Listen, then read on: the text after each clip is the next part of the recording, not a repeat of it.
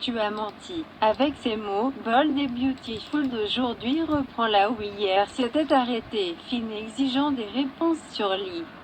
Ma mère ne se contenterait pas de me sauver la vie et de me remettre à toi, dit-il à Sheila. Alors tu me dis, qu'est-ce que tu lui as fait? Sheila dit en gros, installe-toi, mon fils. Parce que nous allons faire un récapitulatif. Elle explique qu'après s'être évadée de prison, elle a voulu savoir où Lee l'avait enterré. Après avoir retrouvé Lee, poursuit Sheila, elle a trouvé, pas une tombe, pas une urne, mais toi, mon beau-fils, vivant. C'est bien beau, mais Finn dit que cela n'explique pas où se trouve sa mère maintenant. Continuant à caler, Sheila dit que Finn doit comprendre la douleur qu'elle ressentait. Parce que tu m'as tiré dessus, dit Finn, élevant la barre dans le jeu qui a souffert le plus. Sheila revient en arrière dans sa récapitulation, expliquant que pendant qu'elle était derrière les barreaux, elle était hantée par le fait qu'elle ne pourrait jamais mettre de fleurs sur sa tombe.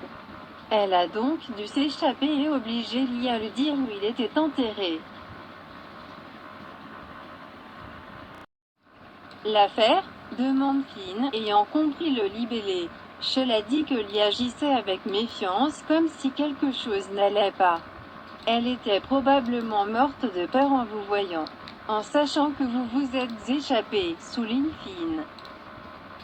Nous revenons sur la confrontation Lee-Sheila, ce qui signifie que nous voyons cette scène impressionnante dans laquelle Sheila a de nouveau jeté Lee comme une poupée de chiffon, et Sheila trouvant Finn vivant. Ce fut probablement le moment le plus profond et le plus émouvant de ma vie, dit Sheila à propos du fait qu'elle n'a pas tué son fils. Comme les publicités constamment diffusées pour les bardeaux. Finn s'en fiche. Il veut juste savoir ce qui s'est passé ensuite. Encore une fois, il remarque que Sheila parle au passé de sa mère. Pourquoi il demande, enfin. Sheila admet que Lee lui a menti. Elle m'a trahi. Je lui ai fait confiance.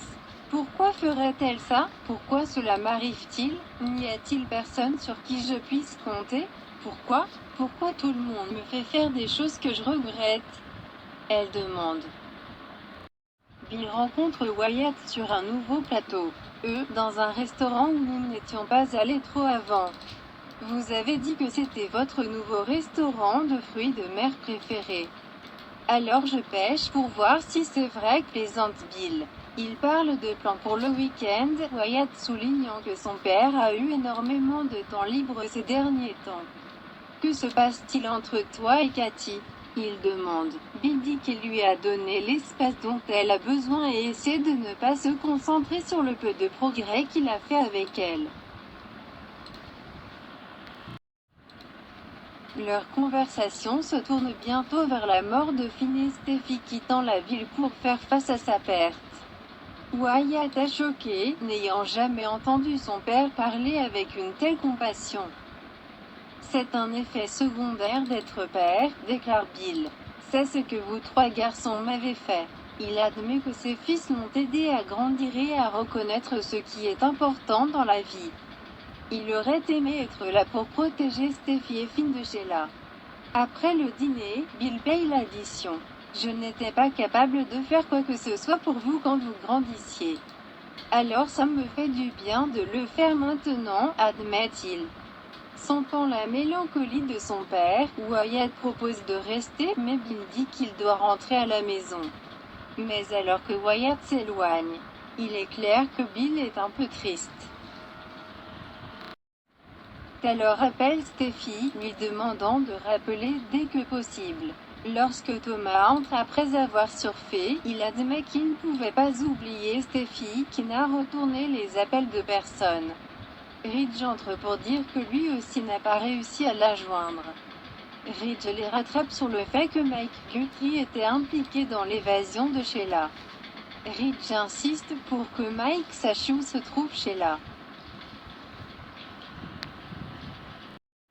Taylor reçoit un appel d'un médecin à Monaco, et cela révèle exactement pourquoi Steffi n'a pas appelé. Elle se débat un peu. dit le médecin à telle heure alors que Ridge et Thomas écoutent au téléphone. À tel point qu'elle s'est enregistrée dans un établissement qui est décrit comme ressemblant davantage à un complexe, avec les enfants et la nounou. Je sais que tu es inquiet. Rassurez-vous. Elle s'en sortira, assure le médecin. Elle reçoit d'excellents soins.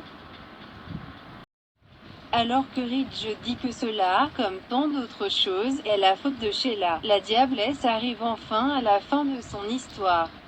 Sheila dit à Finkelly, a perdu le contrôle de la voiture. Je ne sais pas ce qui s'est passé, ça a juste explosé. Je l'ai vu tomber dans l'eau. Je l'ai vu couler. Abasourdi, Finn demande des réponses. Réponds-moi, ma mère est-elle morte? Et juste au moment où Sheila lui dit que c'est vrai, Bill, marchant dans une ruelle, entend un bruit et nous voyons que la personne qui le fait est Lee.